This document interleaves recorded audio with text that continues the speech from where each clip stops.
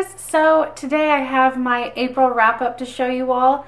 I ended up reading 11 books in April, so you know we've got a lot to talk about. Let's go ahead and get started.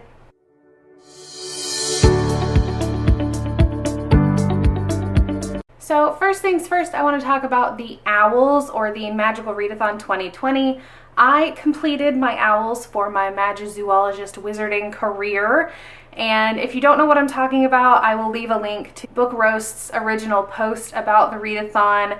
There's one in April, and then the other one I think is in November, but don't quote me on that. But they are based on the tests that Harry Potter and the crew take at Hogwarts.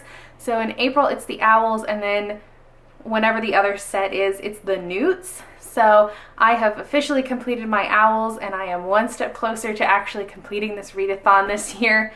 But on top of that, my best friend Jessica actually completed her Owls for the graphic designer wizarding career as well.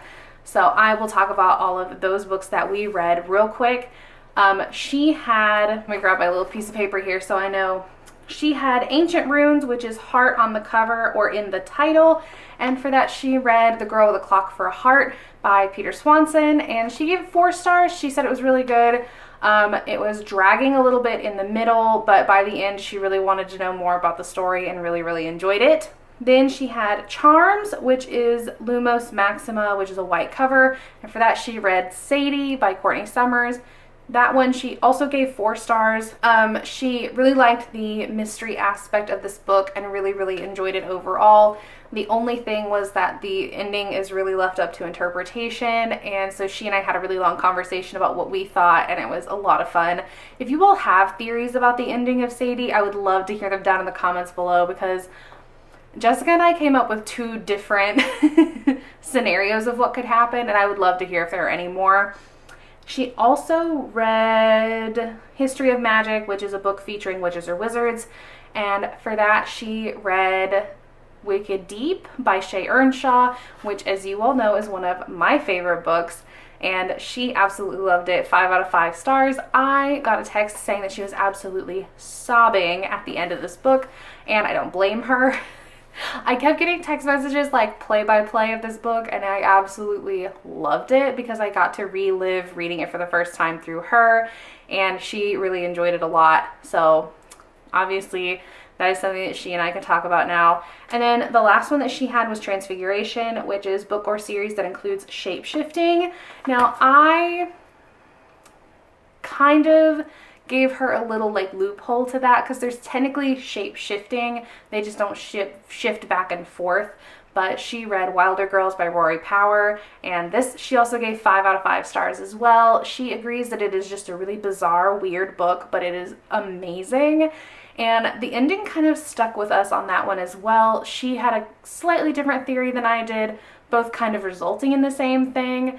But she, this was another one that I got like play-by-plays of, and there were a lot of things in all caps, and there were a lot of crying emojis, and there was a lot of back and forth between the 2 of us. So needless to say, she really enjoyed her reads for the Owls. Now mine, I had History of Magical Creatures, which was a book with a creature with a beak on the cover, and for that I read Blue Lily Lily Blue, which is the 3rd book in the Raven cycle and my absolute favorite. I love this series so much, and if you're wondering where the like creatures with the beaks are, they're right there. So they're there. They're just really small.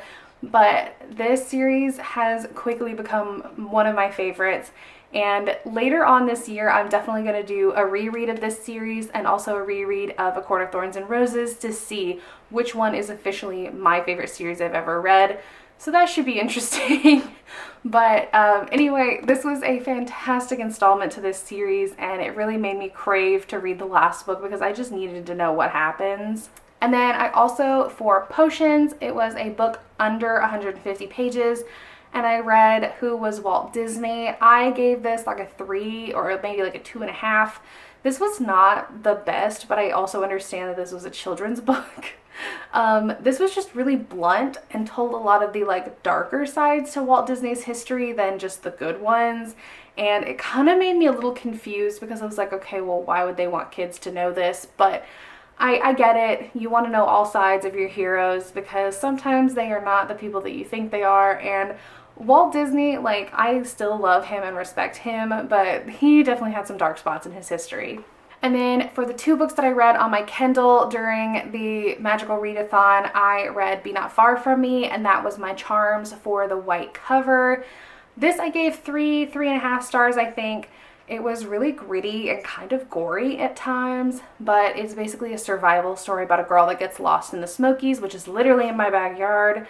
So it was a little bit more personal than I would have liked, but I really enjoyed this story. I just wasn't expecting it to just be like a solely survival story. And so that did knock it down a couple pegs for me just because I wasn't overly interested in like the nature side of things. I know that makes me sound like a total like indoorsy person, which I am, but I do love nature, just not when it's trying to like kill somebody. But anyway, and then the last book that I read for the Magical Readathon is my book for Charms, I think, which was a book that started with an M, and I read My Sister the Serial Killer. I could not get into this book. Like, it was short, thank goodness, or I probably would have DNF'd it. I didn't quite understand what everybody was saying on Goodreads because everybody's like, oh, it's so dark and it's so funny and it's so whatever. I thought it was fine. I mean, it was definitely more dry than most books that I read, and I think that's probably why I didn't like it. But I don't know, it was just fine. It was a book that I needed to read for the Magical Readathon, and I got through it. And now for the rest of April, we had some really big wins with some books, and we had some surprising losses. So Undead Girl Gang by Lily Anderson, I DNF'd. Like, what? I only got to page 200 before I was just kind of tired of this book. I ended up giving it what I guess would be a 2-star. It's not for me. Like, the zombie-esque element in this book really just did not vibe with me very well, and I was totally hoping that this would be another These Witches Don't Burn, but that is not the case. The next 2 things I want to talk about are the 2 manga that I read during May. Manga, I don't know how you pronounce it. Tell me down below if you know, because like I always pronounce it differently. But I read 1 and 2 of Dr. Slump. I remember really, really enjoying this series when I was in high school, and like now it's just fine. I was not overly blown away by anything in here. You're not supposed to be. It's supposed to be dumb and stupid and silly, but I don't know, I guess I'm just an old curmudgeon now because I just didn't really care about these literally at all. And then we went to With Malice by Eileen Cook. I hated almost every single character in this book.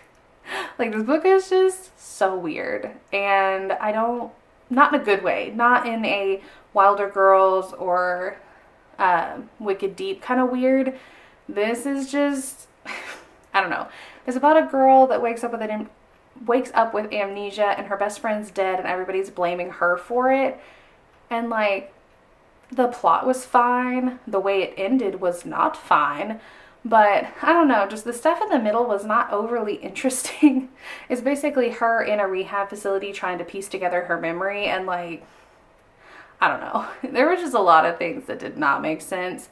And there were a lot of things that I really just flat out didn't care about. So I don't know if that makes me cold-hearted, but like, I gave this book a 3-star just because it was probably one of the most unremarkable thrillers I've ever read. And now on to the good books. So at the very beginning of April, I read The Chalk Man by C.J. Tudor, which I do not have my copy because as soon as I finished it, I handed it off to my mom and said, you need to read this. It is so good. 5 out of 5 stars. Absolutely loved it. The back and forth between the timelines of 1986 and 2016, spot on. So good. I really thoroughly enjoyed this a lot, and the psychological element to this book was just absolute perfection. So I definitely will go back and read anything that CJ Tudor has written before or after, because I definitely think she's going to be a really solid author for me. And then because I couldn't resist, I went ahead and finished The Raven Cycle and read The Raven King. this series is so good. Like, I know I mentioned it when I was talking about Blue Lily Lily Blue, but honestly, this series is probably my favorite series I've ever read. It is so just, like, there are layers, there are relationships that I absolutely love. There are, like, just things that happen to these kids that are just so wild and outlandish, and I love it. And this series is definitely going to hold a very special place in my heart. And then for the Dark Horse surprise at the very end of April, I started and finished this on the last day of April, which was yesterday. This was The Loneliest Girl in the Universe by Lauren James. Oh my gosh, I have never felt so alone and isolated as I was when I was reading this book. And I have a 2-year-old in my house, so I'm actually never alone. But this book is just so, like, atmospheric, and it makes you feel emotions. And, like, the mystery part of this book is not even the cool part. It's the emotions you feel right along with the main character. And I felt exhausted after reading this book. I mean, I know I read 300 pages in one day, and that's exhausting enough on its own, but the emotions that I carried around while the main character was having these emotions were so intense, and I've literally never had that experience with a book. So this was truly something special, and I will definitely be thinking about this one for a long time. So yeah, those are the books that I read in April. Tell me down below what you all read and what you thought, or if you've read any of these and want to have a conversation. I am always down for that as well. Please do not forget to like, comment, and subscribe, and I will see you all next time. Bye!